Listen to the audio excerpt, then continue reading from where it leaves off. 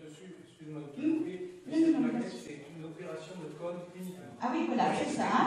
Donc vous avez de belles photos, encore que, les tuyaux, c'est pas tellement beau, mais enfin, c'est en couleur, et puis voilà.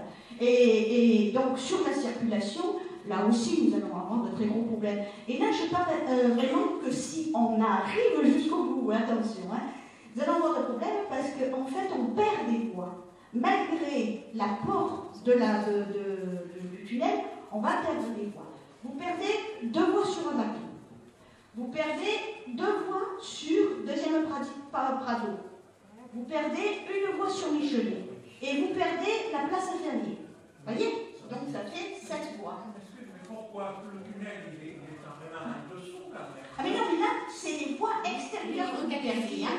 Pourquoi? Parce que le tunnel, deuxième partie du Prado, vous savez que la trémie se fait au milieu carrément.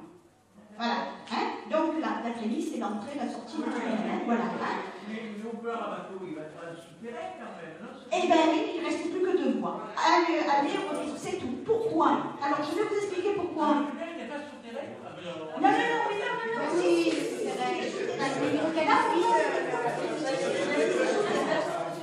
Un instant, je continue. Pourquoi on perd 2 voies? Parce que, soi-disant, justement, grâce au tunnel, on n'a plus besoin d'avoir 4 voies et que donc, normalement, tout le monde va emprunter le tunnel, il n'y aura plus que les camions qui seront en surface. Vous connaissez ça? Voilà. À Bagarre, oui, comme vous dites. Hein? Et puis, on est allé à 2 €. Hein? Donc, 2 € plus 2,60 €, vous voyez. Alors, on a quand même une petite réduction pour ceux qui pourront prendre les 2 tunnels. Voilà. Et pourquoi 2 voies aussi? Parce qu'on profite du coup, soyons clairs, hein, allons jusqu'au bout, hein, on profite du coup quand même pour réduire au maximum ce que je vous disais tout à l'heure, le trottoir à gauche, côté donc immeuble et commerçant, et pour par contre agrandir le trottoir de droite, parce que c'est là, hein, à droite il y aura un grand trottoir, parce que c'est là tout le long que vous allez avoir. On se ramène au stade de Vélodrome, un complexe hôtelier, et pour pouvoir construire 8 étages, on est obligé d'avoir, parce que c'est en oblique, on est obligé d'avoir un grand trottoir. Donc là, il va y avoir un magnifique trottoir qui vous chope, enfin, qui vous fauche de voies, mais en même temps, vous allez voir un immense complexe hôtelier avec parking, machin, bidule et puis tout. Oui, côté foire, oui, monsieur. Donc, du côté de Boulogne-Michelet, vous allez avoir, normalement c'était côté Negresco, hein. Bon, c'est un peu plus loin, et ça ne change absolument rien. Hein. Vous allez avoir cette trémie, donc, qui va prendre aussi des voies, une voie. Et en même temps, on vous impose, c'est quand même le concessionnaire qui s'est fait son propre plan de travail, là, hein. Enfin, donc, ça a été signé en 2008, en début 2008. On vous impose donc d'enlever la passerelle ferrée aussi. Pourquoi? Vous allez me dire, bon, c'est vrai, c'est pas très joli, hein, mais quand même, on s'est rendu compte qu'avec cette passerelle, ça nous permettrait d'avoir un flux un peu plus, hein, voilà, et on a bien besoin.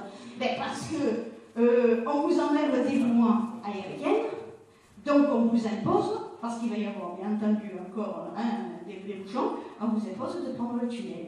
Et la cerise sur le gâteau, vous le savez comme nous, mais enfin je préfère le rajouter parce qu'il ne faut pas l'oublier, c'est qu'en même temps, dans ce contrat, est dit en toutes lettres que de toute façon, si la communauté urbaine, on gagne au taux, on a de l'argent qui arrive et on veut vraiment finir cette LE, côté nord, ils sont en train de faire. Côté sud, il faudrait le raccordement avec le couloir urbain sud et poursuivre. En concertation avec les riverains, parce que là aussi c'est pareil, hein, une L2 c'est quand même un. Mais c'est une rocade dont la deuxième ville de France a besoin. Et là oui, ça serait utile. Bon, mais si on peut le faire avant 2026, c'est nous, contribuables, qui allons payer par le biais de la communauté urbaine. Parce que là, il y a pénalité. Parce que c'est signé, hein. L'acte est bien jusqu'en 2026, pas de finition de la L2 avec le couloir urbain sud du côté des quartiers sud. Voilà. Quand vous savez qu'ici, le flux est aussi important par rapport aux riverains qu'il est par rapport aux gens qui viennent travailler sur Marseille et qui viennent de notre côté, avec tout le secteur tertiaire que nous avons, hein, et qui arrivent parce qu'on a la malchance de cumuler les problèmes. On a les 3 autoroutes qui arrivent en centre-ville. Voilà, hein. Ça, c'est mortifère pour nous, hein. C'est catastrophique. Hein. Donc là, avec la LE2 et le boulevard urbain sud, il est vrai qu'on prend et on laisse et on quitte les autoroutes beaucoup plus en amont. Donc on ne rentre pas dans Marseille, on contourne Marseille. Et eux, ce tunnel, noir sur blanc, c'est écrit dans le dernier rapport où on va voter que le tunnel, eh bien c'est un contournement.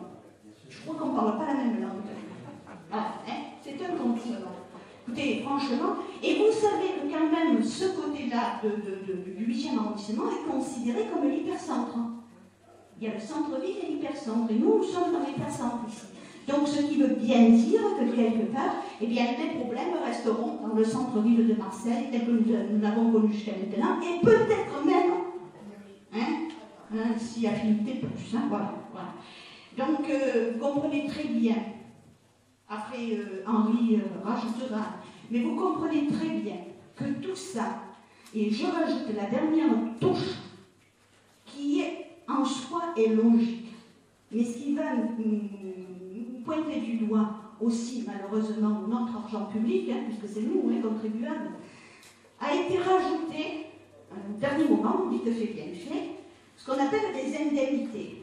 Alors, les indemnités, ben, c'est valable pour les commerçants, c'est valable pour les gens, justement, qui vont avoir des problèmes pour leur logement, etc., Ces indemnités-là ne sont pas prises en charge par le concessionnaire, je vous rassure, mais par nous. C'est-à-dire que les indemnités vont être prises en compte, mais c'est la communauté urbaine qui va, bien entendu, payer le commerçant qui va être obligé de fermer pendant le laps de temps où il va y avoir les travaux et tout, parce que la tranchée ouverte, elle va se faire comme ça, et elle va se faire par morceaux de 60 mètres, on fait et on couvre, on fait et on couvre. Si, mais on fait en ouverture comme le tunnel de la Joliette, voilà. C'est-à-dire qu'on construit ouvert et après on couvre. Par 60 mètres. Mais ce que Mais ce que je voulais vous préciser quand même, c'est que, et ça tout le monde connaît le boulevard Rabateau, donc vous allez vite comprendre ce que je veux dire, c'est que quand il y a une trou au boulevard Rabateau, c'est fini, le boulevard Rabateau, il est bloqué. Quand il y a un accident au boulevard Rabateau, c'est pratiquement jusqu'à l'hôpital Bâtiment qui a des bouchons. Hein. Voilà, hein. Vous le savez, nous le savons, nous connaissons. Donc voilà où on en est. C'est-à-dire qu'en fait, même si le font de 60 mètres en 60 mètres, de toute façon, ça sera sur le boulevard Rabateau et donc ça va bloquer la circulation.